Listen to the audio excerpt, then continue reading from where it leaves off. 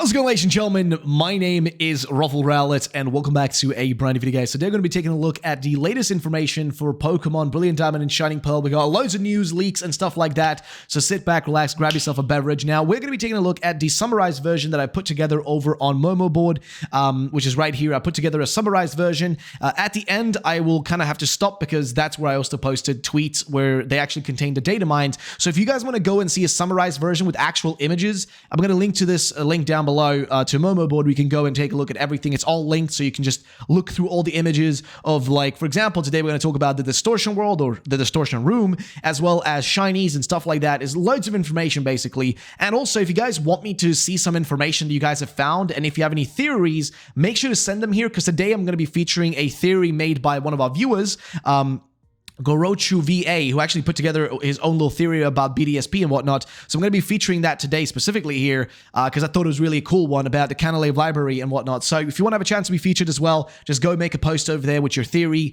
or speculation, or if you have any information you want to share. So you can go make a post over there. But here is my post right now with all the information, the data mines that we have, and you can go and read this if you don't want to listen to me, if you find reading more interesting. So let's get into it. The first thing is the data mine passes we have from Caphodix on Twitter, who starts off with this, saying another round of passes to share. So, Wild Encounters includes a list of exclusive Wild Encounter species not present in the other versions table. So basically, this is the differences between Brilliant Diamond and Shining Pearl that I guess will differentiate them. Trainer teams, Battle Tower teams, lol 508 EVs meme. So the Battle Tower information is in there as well. And decompiled scripts for all in-game events. Now, we can see that the event scripts for Shaman, Darkrai, gated behind script command logic that purposefully stops the script from executing. Hard-coded logic in Code 2. Expect to see them become accessible in future patch and Patch S. So basically, Darkrai and Shaman are hard-coded into the game to be inaccessible right now until some sort of code is provided that's going to make them accessible, right? So that's basically what we're working right here. So it is what it is. We continue on though. Darkrai, and here's actually what is required to get it. So this is the exact thing you need to get this Pokemon, right? And here's what it is. So National Pokedex has to be obtained, and a member card has to be obtained. So these two things are kind of impossible to do right now, I think, without the patch. I'm not really sure. But you also need the, which is this, the Is Haihu event enabled 0. That needs to be, I guess, enabled, which I guess would be a 1. This is hard-coded to be false in the code. So this is unchangeable right now. You can't change it until the patch is, I guess, given. As far as I'm aware, right? It's unchangeable right now. But to get Darkrai event to actually go to New Moon Island, which, yes, New Moon Island is back, ladies and gentlemen. Darkrai is in the game. You're going to be able to do the event, which is going to be fantastic. Now, how that event's going to work, we don't really know. Right now, it's unavailable unless a patch provides the information that we need for it, or the patch with the info. Then also, Shaman at the Seabreak Path is here. So yes, the original is here. What is required, though, is the game to be cleared, unlike Darkrai, National Pokedex obtained, and Oak's Letter obtained as well. So those are the things that are necessary.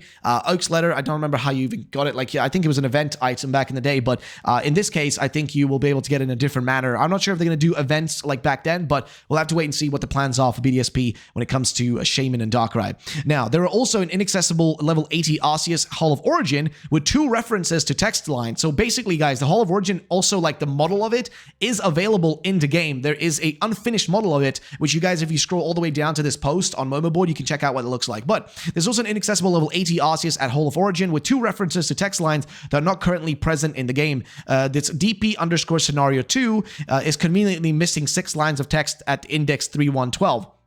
Some 312, I mean, sorry. Some posted content might be forever inaccessible, similar to Sword and Shield's Victini. Fair enough. Hint, no special handling on SP Wild BTL set, which can indicate that they are not shiny locked. Plus 3x31 IV can always change in future updates. Doubtful, as the original games did not prevent shiny encounters. The Manaphy event gift will likely be shiny locked correctly this time. So I guess he's trying to imply here that I guess they're not shiny locked for. I'm guessing the only Pokemon that are shiny locked is Mew and Jirachi so far are the only ones that we know are shiny locked, and I'm guessing also Manaphy will be, but Darkrai and whatnot are not. So I guess that's what he's saying here, and that the starters are not shiny locked. But that was the first set of information, what we have so far, and let's continue down into this. So apparently there will be rematches in this game. There will be rematches in the game, but these are not the standard rematches we're used to. Guys, these things are insane. I'm not even kidding. The rematches in this game are going to be bloody insane.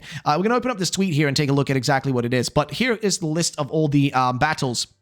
So it has the trainer IDs and what Pokemon, and this is for the gym leaders, I'm guessing, right? So on the top here, I'm guessing that is the battle against, what's his name? Oh god, I can't remember. Roark, whatever his name is. But basically, he's got a Tyranitar, he got a Dactyl, Armaldo, Probopass, Relicanth, and a Rampardos. Level 72 Rampardos, by the way, and it has actually, they even have items, by the way, and also abilities, and the movesets are bloody crazy. So they actually have competitive movesets with these things, which is just incredible, but that's not even all. So we continue down here. Guys, all the post-game matches are insanely skill-based. So, for example, Cynthia's team has got a Spiritomb, Porygon Z, Togekiss, Lucario, Melodic, and Garchomp. And they even have, again, they have literally freaking like competitive movesets. Like they have literally competitive movesets, which is incredible. And they are going to be the most incredible things ever because this is going to be the most difficult battle in all of Pokemon. Cynthia in the new games in this game is going to be the most difficult Pokemon game of like Pokemon battle of all time, which means that difficulty is available in the game, which is why the EXP share actually comes in really handy this time around because the game will be really difficult. It really will be this time around. Insanely difficult, so keep that in mind. But we continue on down further. Maylene's rematch, high-level Pokemon 2, they gradually escalate. Level 74 Lucario as ace. But by the way, there are two different. So after you defeat the rematch one time, they get another rematch, which is even crazier and even more difficult. And here it says, disgusting, get your ass whooped with those levels. I mean, it is bloody incredible that they're going for this. But the Cynthia rematch is the craziest one, I would say. And also, in the files, we also know that the Pokeradar is returning. So Pokeradar is in the game for anyone wondering about this key item. Yes, it is returning. And this is credits to Heroes of Wind for covering the news, as he found it in the details of the game. And also, the only Shiny-like Pokemon so far are these two that we know of, which are Jirachi and Mew, are the only Shiny-like Pokemon so far. Also, we already gotten a few hacks made for this game. So they've actually been able to make a hack, which makes it so that you can actually like exchange whatever for any item, right? They modified it so you can get Master Balls from Pokemon, which is just incredible. And also they've been modifying Pokemon, changing the models and stuff like that. It's already been happening. Somebody already modified Adorn and changed her texture a bit. So yeah. Also, we've already gotten a few hacks, so I already talked about that. And yeah, starting now, all the major hack functions will start popping up for BDSP. So things going crazy. Now, I'm not going to continue further down here because, as you may see, it says that we have like spoilers down here. And that's because there are like images which I cannot show you in video format. If you want to go and look at it, I'm going to link the Momoport link down below. So go over there and check it out if you want to, look at the actual images we're going to be showing. But I'm going to talk about what's below there. I'm still going to talk about it, but we're not going to take a look at the actual images that are being shown.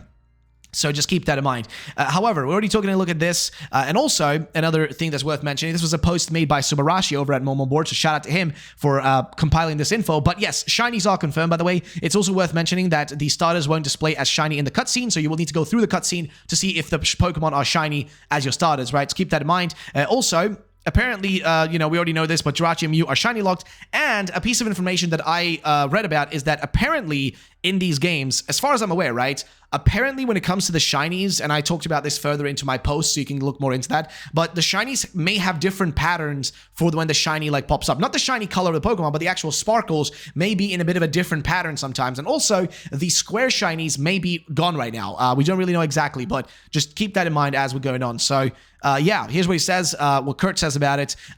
He says the starters are not shiny locked. However, the starter selections screen will not indicate if they are shiny. You have to receive them and check to confirm if they are shiny or not. But yeah, that's that. Now let's take a look. So this is the information that I mentioned to you guys just a second ago, that some of the shiny Pokemon may have different sparkle patterns. If you guys want to take a look at what this looks like, go to the Momoboard post and it's linked right there. Every single one of these Twitter links is there as well, just kind of compiled in one place. I don't have to link all of them one by one. Also, we have literal footage now of what Ramona's, like the Ramona's Park legendary areas actually look like, thanks to Zero-chan on Discord, who actually got these data mined out. But they look pretty incredible. I've seen the images of it and it looks sick. It's like these platforms where all the legendary Pokemon will be basically spawned upon, right? By getting the plates there that you get from the Grand Underground. Also, the Distortion Room exists. So, guys, the Distortion Room is now a confirmed thing, but the Distortion World isn't. So, basically, instead of having the Distortion World, we're getting just a room where we go to get the Grigious Orb that we can then take to the Turnback Cave to find Giratina, or to summon it, I guess, if you want to call it that. But basically, there is no distortion world. This game does not have a distortion world, but the distortion room does actually look pretty cool. I do think, though, it's unfortunate that we're not going to be able to even battle Giratina inside of it. As far as we can tell, it's going to be in the turnback cave, which is really sad, man. I really hope they were gonna do that, but apparently that's not a thing. Apparently they're not gonna do that. So unfortunate, but I guess it is what it is. I want to know your thoughts and opinions on this in the comment section down below. We'll continue on though. First look at one of the Romanus Park legendary areas. All the legendary areas are accessible thanks to a viable teleport, except for the Distortion Room, which is extremely buggy. All these locations are strictly locked, causing a quick game crash when reached. So that's that, but we at least got images out of it. Also, there's an unfinished Arceus stage. So yes, the Hall of Origin or whatever is actually in the game. It is there, like an unfinished version of it, which may be finished whenever we get the actual patch for the game when that comes later down the line when the game releases. So there is Hall of Origin and there is files for an Arceus in there. If it's going to be usable though, we don't really know. So we're going to have to wait and see what that, turns out like. So just keep that in mind as we're going through this. But let's continue down the line of information. There's also an underground dig items list, which kind of shows you, guys can again check the Momo board listing. I go through everything there, but basically a giant list with all the items. One of the items in there is actually the what do you call it again? I'm trying to remember the name of it. The Odd Keystone, which you need for Spirit Tomb. So the Spirit Tomb event is definitely back in the game, by the way. It's a nice little Easter egg, and I love it. So that's going to be returning. Also, we have the GTS in BDSP. Yes, the GTS is there. I think it's going to function in a different way than we're used to it, though, of course. But it is in there, and there's images of what it looks like. Got the earth and stuff on it. It looks sick. We also continue on. Togepi can be found in the underground, by the way, as noted. And Giratina can be found in the Turnback Cave, as I mentioned earlier. So those two things have been confirmed as well in here. And then also Sugimori and Masuda are in BDSP along with their favorite Pokemon. And by the way, Masuda looks adorable. Masuda's model looks so freaking cute. And Sugimori's looks adorable as well. So yeah, Masuda and Sugimori are in the game. They look super cute, by the way. Their chibi models look just incredible. So, yeah, just want to mention that as well. And also, I'll be live streaming, by the way, for anybody who wants to wonder. I'm going to be live streaming after this video goes up. So, first look at the GTS, and then he shows images of it, which, again, we can't really show those. But that is that for all the new information for the most part. There is some other stuff, though, that's a bit more, questionable, which I'm going to go into. So, sit back, relax, and let's get into some of the other information. Starting things off is this right here. This was a post made by Eclipse a long time ago, saying BDSP hinting something. Italy, picture of Venice, Switzerland, France, Van Gogh's Starry Night over the Rhone, painting of Rhone. Which one? Maybe something else. And it's this image that we saw in the trailer, and he actually found that image now, because he made a second tweet about it, where he actually found the image and says, hey, this could be a hint. But usually, yes, Pokemon games do have hints to upcoming games in images, in little maps and stuff in those games. And somebody was also making the argument, oh, there's, that kind of looks like it could either be Italy, and somebody made the argument, it does kind of look like Australia, which is my personal speculated next region of where they're going to go. But it is what it is, though. So that's that. Now, next up is a big one. So this was sent to me by Discord. I'm going to make sure to get the name right here. This is sent to me by Yodaborg. So Yodaborg sent this my way and just wanted, my opinion on it. But this person down here deleted their tweet. Somebody called Joe Bro, who posted something, and somebody asked, "Is this real, bro?" And he's, "Yeah, it can't be left over because this game is built on a new engine." And what he's talking about is this right here. He posted this image that contains this giant list of a bunch of the stuff that's in the game, and some of the stuff that's in there apparently is the Gengarite, Gardevoirite, Ampharos-Rite, Venusaur-Rite, Charizard-Rite, Blastonite, Mewtwo-Nite, and basically all the stuff you need for Mega Evolution, all the Mega Stones, right, are basically in the files if this is real. Again, this guy could be BSing. I haven't seen anybody else post about this. There's been no information from anybody else, so this could be false. Just keep that in mind. I think this may be fake. That's why I didn't include this in my posting, my big post over on Momo board. I didn't include it there because I don't think it's guaranteed legitimate yet until more people can corroborate it. But so far, that's a piece of information that might be kind of worthwhile. So we'll see if they actually find anything about Mega. So far, they said there's nothing like that in the game. And if this guy's BSing, then that is that, So yeah, let's continue on though. And also, of course, as we mentioned earlier, the Hall of Origin is incomplete, of course. But again, I linked it down below so you guys can check it out and see what it actually looks like.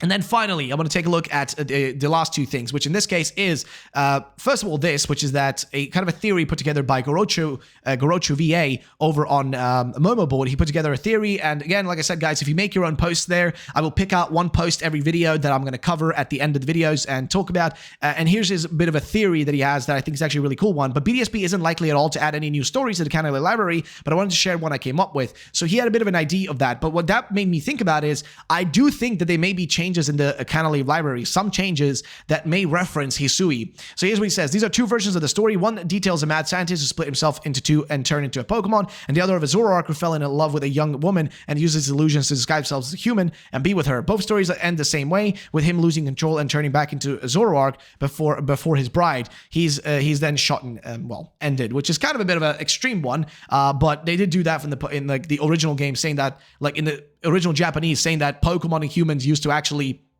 be intimate, if you know what I mean, which is kind of creepy. But it could be really cool if they gave like an origin story for, Hisuian Pokemon that are not around anymore, or just referencing them a little bit. So I think that's a cool concept, and I wonder if that's going to be in there. We have seen nothing about it so far. Nobody's really mentioned it, and I don't know if maybe it's going to be included in the patch, if anybody has even been into Canalave Library in the game yet, but we'll have to wait and see. And finally, we have a piece of news information, which is that Pokemon Unite is getting, like a bunch of stuff changed. So Gradent is getting Gradent, whatever you call it. Big Chunky Boy is getting a nerf because he's broken. He's been broken for a long time. Also, they're going to be releasing a new Battle Pass, Sunshine, and also Decidueye is now confirmed for the game. Yes, so Decidueye is coming to the game, which means I'm going to get back into the game because I want to play with my favorite freaking Pokemon. Lugia is my favorite, but, Rowlet is my boy still, and Decidueye is my homie as well. So I got to play the game for that reason, right? But that's been confirmed. And ladies and gentlemen, that's going to be pretty much it for today's video. If you guys did enjoy it, drop a like down below. And yeah, my face has been basically obscured by my microphone for the last while here. But ladies and gentlemen, that's pretty much it. If you guys did enjoy it, drop a like down below. Go over to Momo Board, make your own post, because if you do make a post there, you may have a chance of getting featured in the next video, which I'll be posting. So please do that. It'd be really appreciated, lads, as it will, it will just be nice if you guys could do that. But yeah, that's it. Thank you so much for watching today's video, guys. If you did enjoy it, drop a like down below, and I'll see you all in the next one. Peace out, and bye-bye, ladies and gentlemen.